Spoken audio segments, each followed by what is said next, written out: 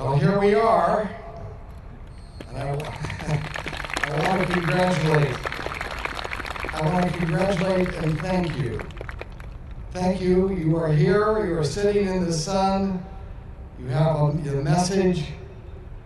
You are trying your best to, number one, make sure that the people of the United States have their attention focused on the repression of people in China.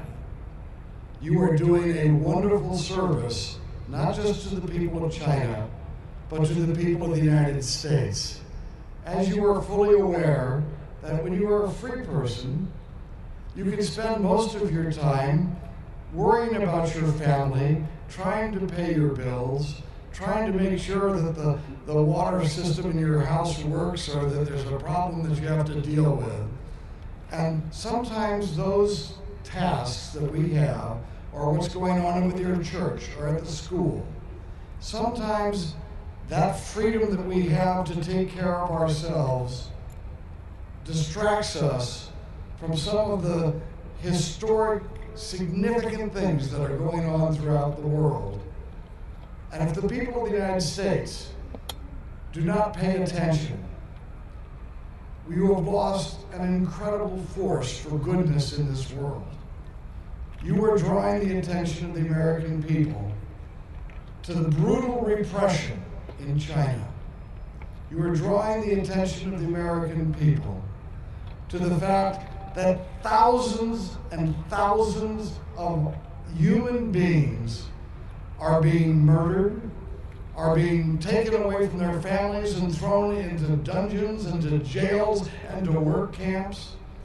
And that these things, these evil things are happening not by some rogue element in China, but instead with the blessing and the direction of the leadership of the Communist Party that controls the government of China. This fact is so important for the Americans to understand that that force in the world, if you allow an evil force like that to continue without being challenged, that evil force will someday affect us here, and those of us who are looking after our children, those of us who are looking after our families, will see that our lives are affected. Because we, as human beings, must stand together. The good people of this world need to stand together against the type of tyranny and injustice and the human suffering that's brought about by this dictatorial regime in China. We must stand together as human beings. You are here reminding us of that. I am very grateful to you for reminding me and my fellow Americans of these values. If we lose these values, we have lost the world. And we have too many people in the United States today, as we go through economic times, who believe, well, we must do anything we can at the moment to secure more business for our country. No. No, business and profit are less important than the human values that our founding fathers made at the essence of the United States. Our slogan,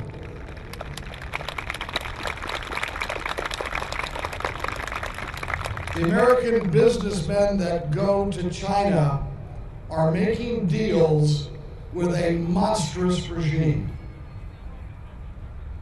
Those deals do not reflect the values of the American people, and we need to remind the American people that those deals, while entrapping the people of China under the grip of their regime, at the same time is harmful to the people of the United States. However, there are two groups of people who are benefiting.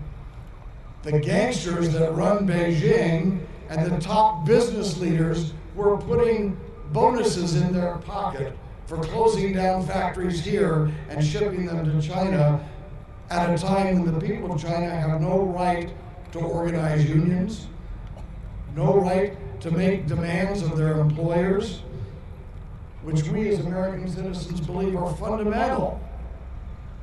You are here to remind us of the fundamentals and remind us that we Americans must stand for something more than short-term profit for big business.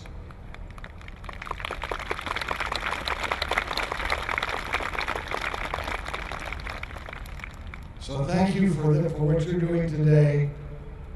Let us remind our fellow Americans, let's try to get their attention. And one message that we're also sending is not just to the American people, but to the people of China. And I am very proud of you for that as well. Because by mobilizing the attention of the American people, you are telling those brave souls in China who are struggling for freedom that they are not alone. Their families may have been separated, maybe one of their children is languishing in prison. But we are telling the people of China, we know that's happening to you. You are not forgotten and you are not alone. We have to send that message if we are to have a peaceful world.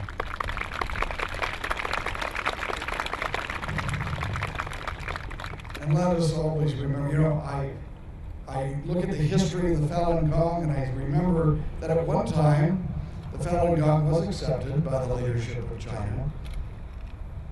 And the leadership of China bases their power on an ideology. And then they realized that the Falun Gong philosophy is a Chinese and a humanitarian philosophy. And their philosophy comes from Marx and Lenin. That's the justification that they use for repressing people. Is Marx, which one was Chinese, Marx or Lenin? Neither one of them. The Falun Gong represents a movement in China that reflects the traditional values of the people. The government in China reflects tyranny and injustice and a philosophy that was brought in from Europe. It is about time the people of China direct their future and not some philosophers of communism brought in from Europe 100 years ago.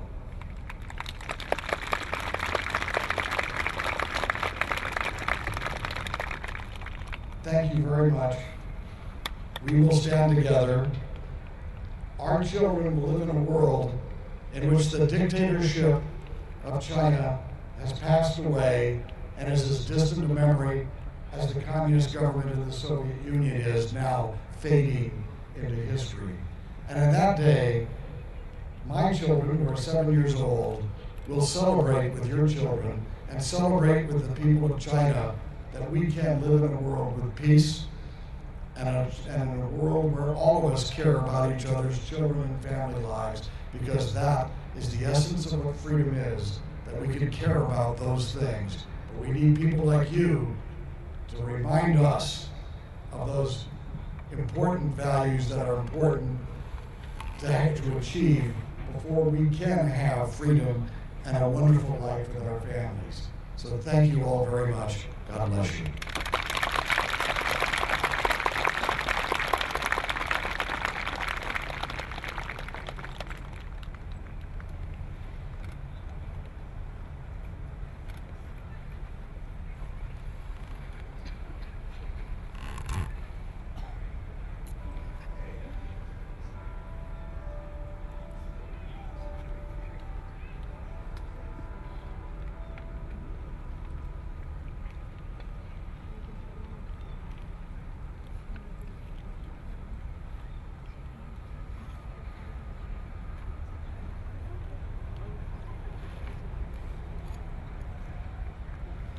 Today we'd like to present the Congressman with a plaque for his long-standing support for Falun Gong practitioners. The plaque is coming from the Falun Gong practitioners of California. Thank you, Congressman.